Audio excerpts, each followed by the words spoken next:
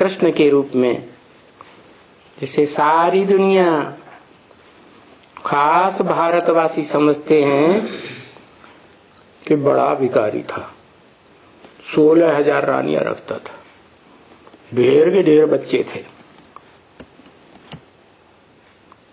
अब उस कृष्ण की तो बात ही नहीं है संगम युगी कृष्ण की बात, जिसमें वो भक्तों का, सतयुग का कृष्ण आदि का प्रवेश करके उस संगम युगी कृष्ण के शरीर को कंट्रोल करता है।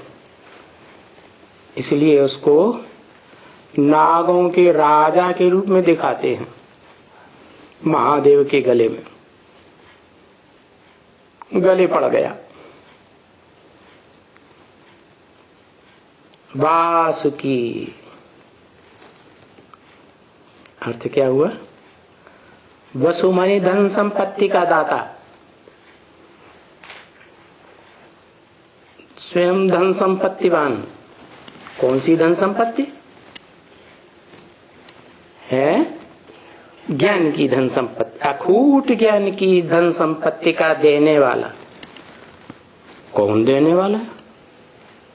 अखूट ज्ञान की धन संपत्ति देने वाला तो वास्तव में वो निराकार ज्योति बिंदु है, जो निराकारी ज्ञान की अखूट धन संपत्ति देता है। परंतु क्या वो देता है और लेता है? अगर देने वाला है तो लेने वाला भी होगा। न वो किसी को कुछ देता है, न किसी से कुछ लेता है। वो तो है ही अकर्ता, अभोक्ता। तो लेने देने का सवाल कहां पैदा होता? वो निराकार शिव ज्योति बिंदु जिस साकार मनुष्य तन में प्रवेश करता है, अर्थात आदम, एडम, हिंदुओं में आदि देव, जैनियों में आदिनाथ जिसे कहा जाता है, उस सृष्टि के प्रथम पुरुष में प्रवेश करता है, तब वो प्रैक्टिकल में देने वाला बनता है। क्या? ज्ञान धन देने वाला वसुदेव बनता है।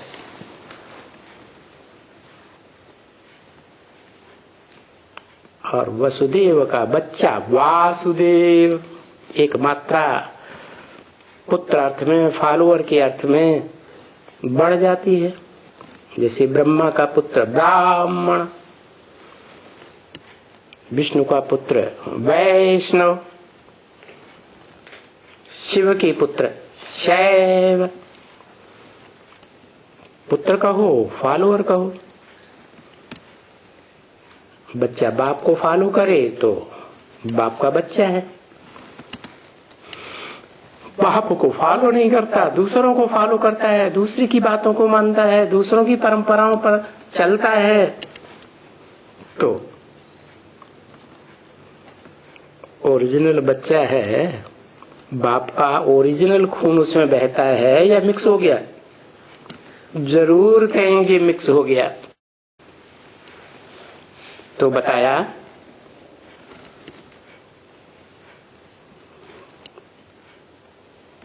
तुलसीदास चंदन घिसे, जैसे कल बताया था कि तुलसीदास कौन सी आत्मा है, ब्रह्म वाक्य में ही बता दिया, मुरली में, कि अपने अपने शास्त्रों में अपनी अपनी महिमा कर दी है। संगम युग में जो पार्ट बजाया और जो महिमावंत कार्य किया, किसी ने 100%, किसी ने परसेंटेज में, वैसे वैसे नाम धारण किए, पार्ट बजाया और वो ही पार्ट की कथा कहानियां अपने शास्त्रों में लिख दी।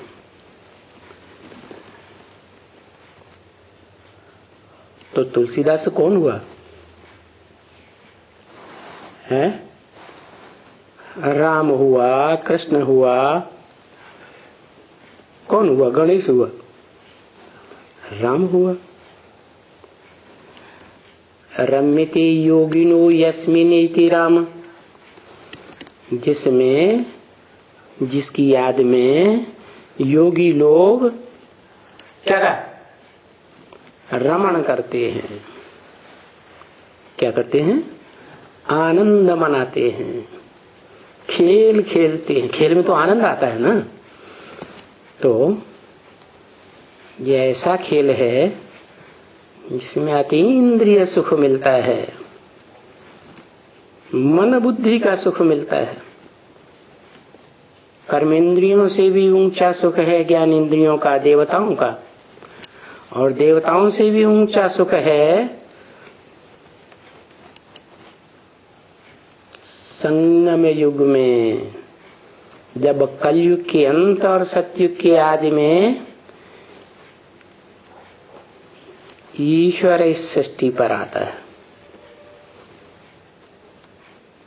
क्यों ईश्वर कहा जाता? ईश माना शासन करता, वर माना श्रेष्ठ। उससे ज्यादा श्रेष्ठ शासन करने वाला कोई आत्मा नहीं है। वो आत्मा जब इस सृष्टि पर आकर शासन करती है, ब्रह्मा के तन में प्रवेश करके, तो सब सुखी होते हैं। संपर्क संसर्ग में आने वाले कोई दुख का किसी भी इंद्रिय से अनुभव नहीं करता। जैसी माँ की गोद में बच्चा सुख का ही सुख का अनुभव करता है, ऐसे ही है वो ब्रह्मा। ब्रह्म माने बड़ी और माँ माने माँ, संसार की बड़े ते बड़ी माँ। तो उसकी गोद में तो बच्चे सुखी ही अनुभव करेंगे। और उनमें भी वो बच्चे जो मुख से निकली हुई वाणी को ग्रहण करते हैं। गोद के बच्चे तो होते ही हैं, लेकिन मुख से निकली हुई वाणी का अनुसरण करते हैं जीवन में। वो हैं मुखवंशावली ब्रह्मा के, कहें ईश्वर के डायरेक्ट बच्चे। क्योंकि ईश्वर जिसे शिव कहा जाता है, सदा कल्याणकारी सदा शिव, वो इस सृष्टि पर आता है जिस साकार तन के द्वारा वो परम ब्रह्म का पार्ट बजाता है, जिससे ऊंची कोई मां नहीं होती। तो उस परम ब्रह्म के द्वारा अतीव सुख देता है। कब? जब वो परम ब्रह्म भी संसार में प्रत्यक्षता रूपी जन्म ले। क्योंकि प्रत्यक्ष होने से पहले बच्चा गर्भ में गुप्त होता है, गुप्त पार्ट बजाता है। तो शुरुआत तो कहें गुप्त, लेकिन प्रत्यक्षता रूपी जन्म जब बच्चे का होता है तो गुप्त थोड़ी रहता। मोहल्ले वाले, पड़ोस वाले, गांव वाले, जनपद वाले, दुनिया के लोग पहचानते हैं, जान जाते हैं। देखने से मालूम पड़ेगा कि हाँ बच्चा पैदा हुआ।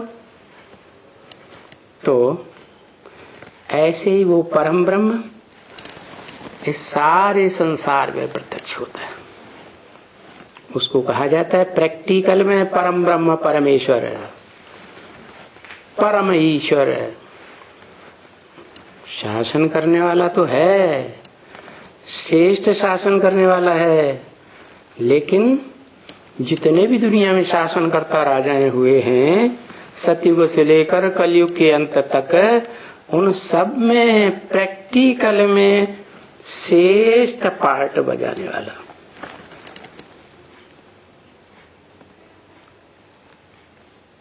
शिव किसी को कंट्रोल नहीं करता।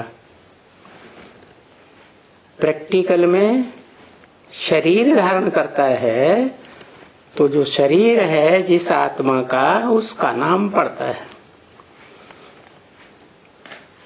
तो जो प्रैक्टिकल ईश्वर का पार्ट है वही राम वाली आत्मा है। मनुष्य सृष्टि का बीज, महायोगी, उसको कहते हैं योगेश्वर। योगियों का शासन करता, श्रेष्ठ शासन करता। तो वही आत्मा द्वापर के आदि में वाल्मीकि बनकर रामायण बनाती है। वही आत्मा जन्म लेते द्वापर कलयुग के मध्य में आकर के तुलसीदास का पार्ट बजाती है और अपने ही संगम युग की कथा कहानी जीवन चरित्र लिखती है, जिसको कहा जाता है रामायण। राम अयन, अयन माने घर। किसका घर? राम का घर। जैसे कहते हैं नारायण, वही आत्मा सत्युग में नारायण, सत्युग आदि में नारायण होती है। जो कहते भी हे कृष्ण नारायण वासुदेव, वही संगमयुगी कृष्ण है, वही पुरुषोत्तम संगमयुगी नारायण है। जो आत्मा कलयुग के मध्यांत में आकर के रामायण का रचयिता बनती है, तुलसीदास, वो चंदन घिसे। चंदन घिसे माने ज्ञान का मनन चिंतन मंथन करती है और उस घिसे हुए चंदन से क्या होता है? रघुवीर।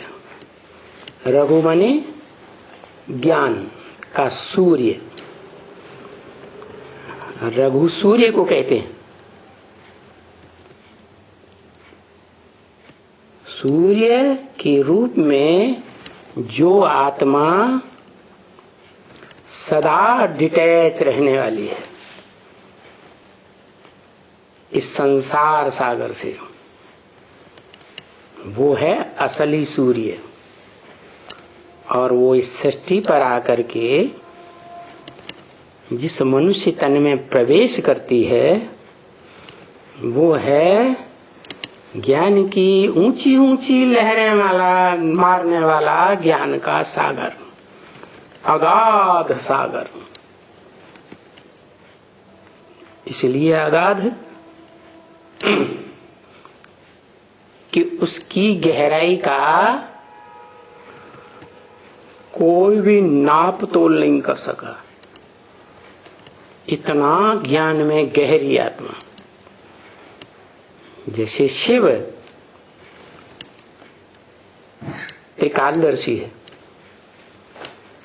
ऐसे ही इस मनुष्य सृष्टि में वो राम वाली आत्मा, जो मनुष्य सृष्टि का बीज है, मनुष्य आत्माओं में सबसे बड़ा बच्चा है शिव का, वो अपने बाप से, शिव से अखूट ज्ञान का भंडार ले लेती है और प्रैक्टिकल में लेती है पुरुषोत्तम संगम युग में। जबकि बाप कहते हैं सुप्रीम सोल गॉड फादर कि मेरे पास जितना ज्ञान था वो सारा ज्ञान तुमको दे दिया, अभी मेरे पास देने के लिए कुछ भी नहीं रहा। माना पूरा ज्ञान का वर्षा उस प्रैक्टिकल पार्टधारी को जब मिल जाता है, तो शिव बाप जो असली ज्ञान सूर्य है, वो उसे विश्व की बादशाही का तिलक दे दे।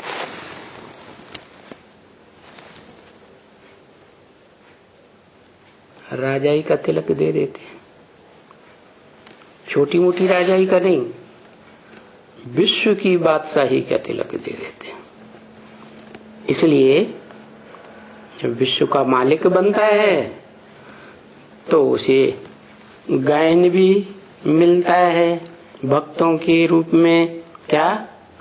हर हर महादेव शंभो काशी विश्वनाथ गंगे। सारे विश्व की मनुष्य आत्माओं को, प्राणी मात्र की आत्माओं को नाथने वाला। क्या करने वाला? कंट्रोल करने वाला, वशीभूत करने वाला। ऐसा वशीकरण मंत्र का उपयोग करने वाला, ये है योग बल की ताकत। इसलिए उनको कहा जाता है महायोगी, योगी राज। लेकिन भक्तों ने योगी राज, सतयुग में जन्म लेने वाले पहले पत्ते, जो षष्ठी वृक्ष का पहला पत्ता कृष्ण है, उसको दे दिया। लेकिन वास्तव में भक्त तो जानते नहीं हैं, क्योंकि भक्तों को तो भगवान भक्ति मार्ग में मिलता ही नहीं है। जन्म जन्मांतर भक्ति करते हैं, नीचे ही गिरते जाते हैं, दुखी ही होते जाते हैं।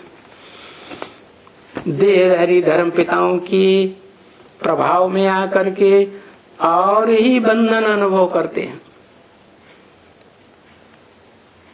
लेकिन ज्ञान सूर्य शिव जब इस सृष्टि पर आते हैं, मनुष्य सृष्टि के बीज रूप बापर राम वाली आत्मा के द्वारा अकूट ज्ञान का भंडार का वर्षा देते हैं, तो उस अकूट ज्ञान के भंडार के वर्षे से वो राम वाली आत्मा भरपूर हो जाती है। इसलिए राम के बाण गाए हुए हैं। क्या क्या कहते हैं? राम बाण, कृष्ण बाण नहीं। कोई और देवता के बाण नहीं, नारायण बाण नहीं। क्या बाण? राम बाण। वो राम के बाण, त्रेता युगी राम वाली आत्मा जो जन्म लेती है त्रेता में, उसके बाण की बात नहीं है। वही आत्मा कलयुग के अंत में जब आती है 84वें जन्म में, तो ब्रह्म वाक्य है क्या? बहुत जन्मों के अंत के भी अंत के जन्म में मैं आकर के तुम बच्चों को विश्व का बादशाह बनाता हूं। बहुत जन्म कितने होते हैं? 84 का चक्कर गाया हुआ है। 84 के चक्र में अंत जब होता है तो उसे कहते हैं वानप्रस्थ अवस्था। तो 84वीं जन्म में जब राम वाली आत्मा 60 साल की हो जाती है, जिसे वानप्रस्थी अवस्था कहते हैं, तो शिव का प्रवेश होता है गुप्त रूप में। निचाट भक्तों के रूप।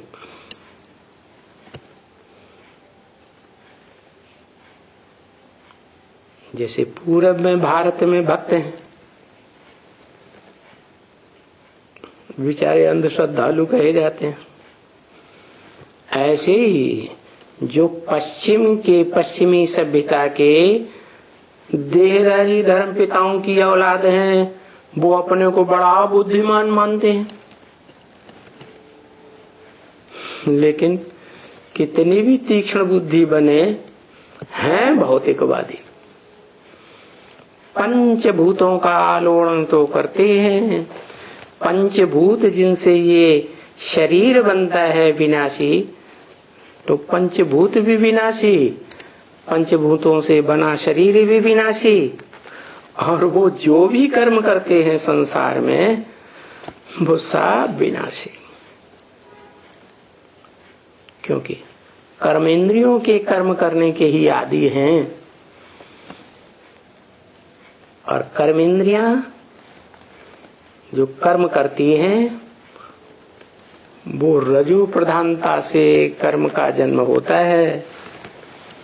जब आत्मा की सात्विक स्टेज होती है, आत्मा अपने ज्योति बिंदु स्वरूप में टिकी हुई होती है स्मृति में, तो रजोगुण नहीं हो सकता। सात्विक स्टेज होती है और सत्व से सुख होता है,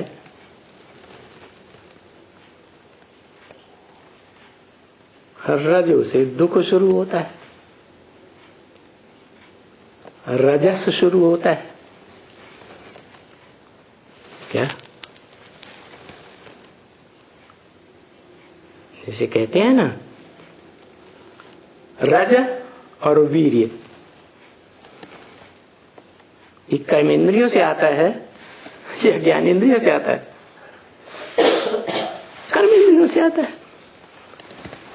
स्त्रियों से रज आता है,